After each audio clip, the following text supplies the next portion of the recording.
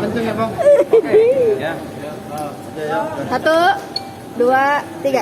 Ya, selamat siang teman-teman. Ini jam berapa nih? Jam 3 sore waktu Indonesia bagian Barat. Tanggal 13 Oktober ya, 2022. Hari ini ada sidang saya sebagai kuasa hukum dari Ibu Siska Dewi. Ibu Siska Dewi ini dulunya adalah artis, sekarang di penjara. Harusnya dia bebas Agustus kemarin, sudah 4 tahun.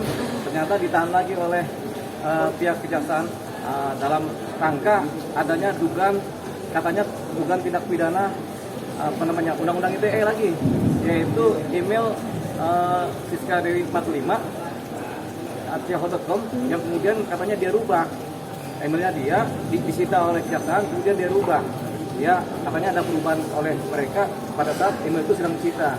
Nah, persoalannya sidang nanti akan berlangsung, dia diduga pelanggaran undang-undang ITE ya.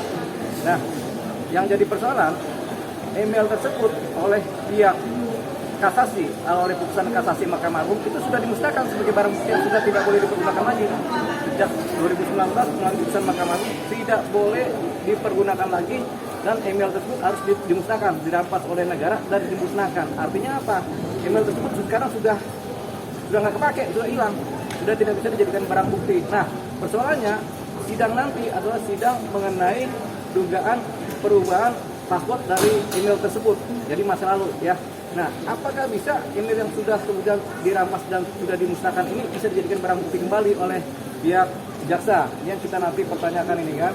Makanya ini ada putusan selah karena kita minta kejelasan tentang dakwaan. Kenapa kok bisa dasar barang bukti utamanya itu sudah dimusnahkan dan dirampas oleh negara, dimusnahkan sudah nggak ada, mau dijadikan sebagai barang bukti? Ini kita nanti pertanyakan ya. Tapi ini ada putusan selah, nggak apa-apa. Putusan selah ini berlangsung, hasilnya apa? Karena sampai saat ini Siska Dewi kemudian ada penahanan baru ya sebagai subjek hukum yang ditahan di Pondok Bambu dengan dasar surat perintah penahanan. Dasarnya adalah adanya pendakwaan pasal undang-undang ITE terhadap email yang sudah dimusnahkan oleh negara. Jadi ini kita akan lihat putusan selanya, baru itu kalau memang tetap berjalan berarti masuk ke materi pokok perkara. Di sinilah nanti kita akan adakan pembelaan untuk penegak hukum dan untuk kepentingan Siska Dewi. Ya, itu tadi hari ini sidang Siska Dewi dan kebetulan saya menjadi kuasa hukumnya. Bang, kondisi Ibu Siska sendiri seperti apa? Kondisi Ibu Siska Dewi waktu saya jenguk di rutan Pondok Bambu itu ya dia baik-baik saja. Beda dulu dia nggak pakai kerudung, sekarang dia pakai kerudung, ya kan? Kerudungnya waktu saya jenguk itu lumayan bagus, tapi lencak, mungkin dia pakai kerudung itu aja kali ya, namanya di penjara ya. Tapi ya tetap cantik sih. Ada yang diminta Bang dari pertemuan kemarin? Oleh siapa? Dari Bu Siska ke Abang. Oh, Bu Siska cuma minta, ada satu permintaan dia, yaitu dia minta tolong supaya dibela, itu aja.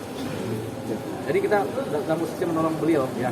Ini juga demi rasa keadilan ya, karena kita juga pelajari kasusnya ini, sudah barang bukti sudah dimusnahkan oleh negara, tapi itu juga menjadi dasar tuntutannya jaksa untuk mendakwa dia melakukan tindak pidana undang-undang ITE. Padahal barang buktinya sudah dimusnahkan oleh negara, dasar putusan kasasi. Nanti saya sebutkan putusan kasasinya, tapi itu nanti sebagai barang bukti kami juga di persidangan berikutnya. Pelapornya udah ketahuan Bang, kemarin sempat bilang ada pelapornya bingung siapa nih? Ya, kita sampai sekarang nggak tahu pelapornya siapa, tapi katanya pelapornya ini dari internal jaksa. Ya, soalnya kan kita nggak tahu nih siapa pelapornya, siapa korbannya. Ya, yang jelas barang sudah disita negara katanya, kemudian si Siska kemudian merubah passwordnya bersama adiknya. Nah, kita nggak tahu lah itu bagaimana masa lalu ya, tapi yang jelas melalui putusan kasasi Mahkamah Agung sudah diputuskan email Siska Dewi 45@yahoo.com itu sudah disita dan dimusnahkan, dirampas oleh negara dan dimusnahkan. Tapi kan sudah nggak ada barang bukti. Bagaimana ini nanti dijadikan dasar pendakwaan? Gitu. Langkah-langkah gitu apa setelah barang bukti sudah tidak? Ya tentunya kita akan kejar terus nih, mana barang buktinya kan begitu kan. Kalau kita maling ayam bisa jadi barang bukti. Kalau kita paling motor jadi barang bukti, ya kan? Jadi barang bukti itu udah ada. Paling tidak ini ada emailnya, ini ada passwordnya. Sekarang emailnya sudah dimusnahkan oleh negara berdasarkan keputusan kasasi dan inkrah. Artinya kan sudah dianggap nol, tidak ada. Jadi barang buktinya nol. Terus orang didakwa dengan barang bukti yang tidak ada. Misalnya kita maling handphonenya nggak ada, ininya nggak ada. Terus apa yang mau jadikan dasar pembuktian? Kalau hanya cerita-cerita kan nggak bisa juga. Apalagi orangnya sudah ditangani. Makanya kita minta supaya permohonan kepada Kejaksaan Agung paling tidak ini ada restoratif justice lah buat si KDRT ini, supaya si KDRT tidak diperlakukan semena-mena lah, ya kan? Ini kan untuk orang ya, akad martabat dan hidup orang ya. Di penjara sehari aja rasanya minta ampun. Saya aja di penjara setengah hari, bawahnya mau kabur aja, apalagi dia, kan gitu kan? Gitu. Jadi persoalannya itu. Flashback bang, ini email ini barang bukti untuk kasus yang mana sih bang? Ini barang bukti untuk kasus yang sudah disidang juga dan diputus 4 tahun gara-gara email ini juga, ya kan? Karena dia diduga ini mencemarkan nama baik atau melakukan pemorotan terhadap salah satu korban ya. Kita nggak usah sebut namanya ya, paling semua kalau flashback juga, karena itu pasti tahu ya namanya ya. Nah ini dijadiin barang bukti juga untuk kasus itu dan sudah diputus pidana 4 tahun dan dia sudah menjalani pure 4 tahun ya.